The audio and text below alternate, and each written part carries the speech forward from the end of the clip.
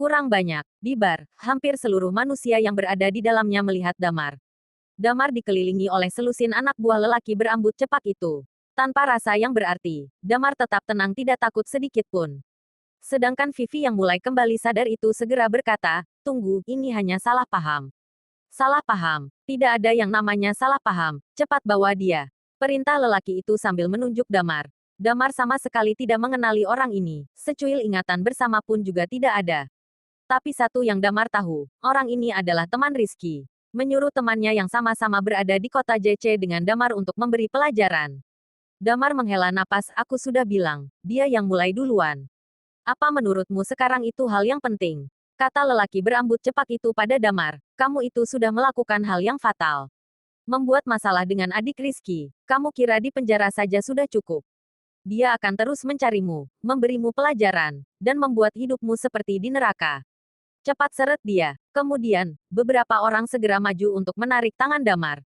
2 orang dari belakang, 2 orang dari depan. Mereka siap mengunci setiap pergerakan Damar. Damar melihat ke dalam bar, ada terlalu banyak orang yang melihat.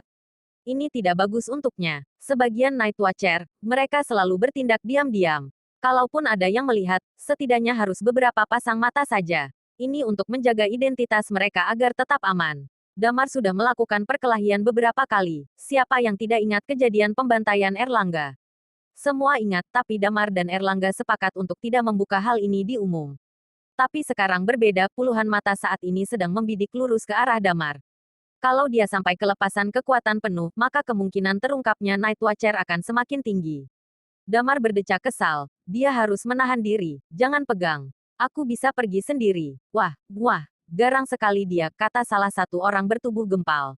Dia menyeringai dan berkata, tapi, kalau aku pegang kenapa? Apa sih yang bisa kamu lakukan? Lelaki itu memajukan tangannya, siap untuk menyentuh Damar. Dalam sekejap, Damar menarik tangan lelaki itu. Memelintirnya ke belakang. Damar sudah seperti polisi yang menangkap penjahat yang mencoba kabur. Di bawah pengawasan semua orang, Damar tidak menggunakan kekuatannya sebagai Night Watcher. Hanya dasar jurus umum yang biasa digunakan orang yang belajar bela diri. Kuncian dasar untuk menghalau manusia jahat di luaran sana.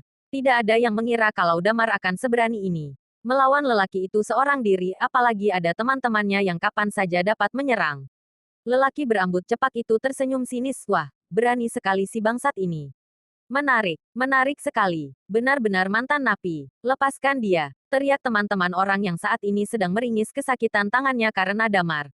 Damar menarik sebelah alisnya. Dia mendorong orang itu dengan keras sampai tersungkur di lantai. Aku bisa pergi sendiri, tapi jangan pegang aku. Siapapun yang berani menyentuhku akan mati. Kata Damar memperingatkan. Si sialan ini, sekelompok orang secara naluriah tidak terima diancam oleh Damar. Bagaimanapun juga tubuh mereka jauh lebih besar daripada Damar. Lelaki berambut cepak tadi melambaikan tangan untuk mengerem amarah anak buahnya. Sudah, biarkan dia jalan sendiri. Nanti saja kalau tidak ada orang, ayo kita bermain dengannya. Seseorang berjalan di depan Damar untuk memimpin jalan, diikuti Damar di belakangnya. Saat Damar akan melangkah keluar, wanita cantik bernama Vivi itu segera menyusul Damar. Jangan ikut mereka. Kamu bisa dihajar sampai mati. Wanita ini memiliki hati yang lembut. Damar hanya tersenyum dan berlalu. Dia melanjutkan langkahnya mengikuti orang-orang ini keluar dan menghilang lewat pintu belakang bar. Vivi terlihat semakin cemas. Dia khawatir, tapi dia juga takut kalau mengikuti Damar. Niko tersenyum saat melihat Damar pergi. Vi, aku salah. Ayo kita pulang dulu. Aku tidak tahu bagaimana kamu bisa bertemu dengan dia. Tapi dia itu penjahat kelamin. Dia pernah melakukan pemerkosaan. 9 tahun lalu, Dinda dari keluarga Sitara adalah korbannya. Kakaknya bernama Rizky adalah salah satu pemilik bar ini.